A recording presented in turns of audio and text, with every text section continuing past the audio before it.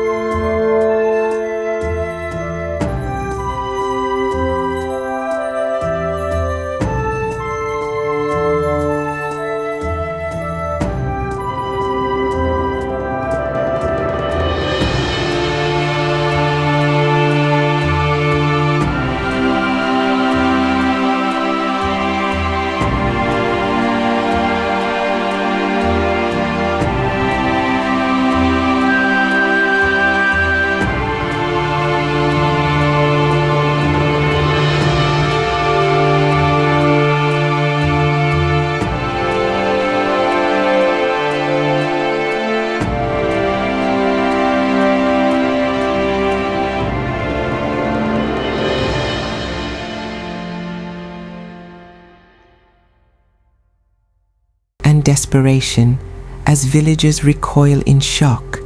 His beaded necklace snaps, scattering cowrie shells across the packed earth. The Iroko tree looms behind him, its carvings seeming to judge his every word.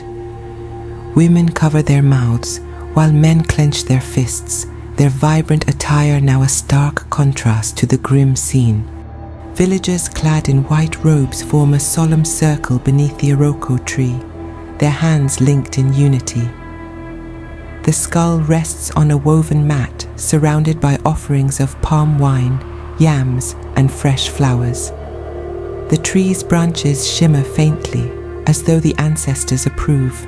Soft chants blend with the crackle of a small fire, its smoke curling skyward.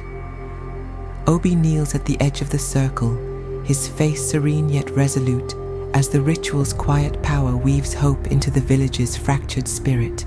Two villagers lead Elder Chukwu past the Iroko tree, his torn indigo robe dragging in the dust.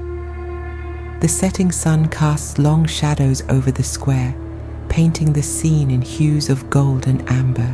Women weep silently, while children peek from behind their mothers' skirts. Chukwu's head hangs low, avoiding the accusatory stares of those he once led. The skull's burial site lies undisturbed beneath the tree, its glow replaced by the flicker of firelight, marking the end of an era. Villagers kneel in the soft earth beneath the Iroko tree, gently lowering the skull wrapped in white cloth into a shallow grave. Offerings of beads, flowers, and clay pots surround the site, glowing faintly in the twilight. The tree's roots cradle the grave like protective arms, and the air hums with whispered prayers. Obi places a final offering, a carved wooden figure, beside the skull. The villagers' white robes blend with the fading light, symbolizing both an end and a beginning. Obi sits alone beneath the iroko tree, his back against its ancient trunk. The golden light of dusk bathes his face as he stares at the freshly turned earth where the skull lies buried. A wooden carving, a gift from his father, rests in his palm, its edges worn smooth. The tree's branches, heavy with offerings, rustle softly in the breeze. The village square, now quiet and empty, seems to breathe a sigh of relief as the forest whispers promises of stories yet untold.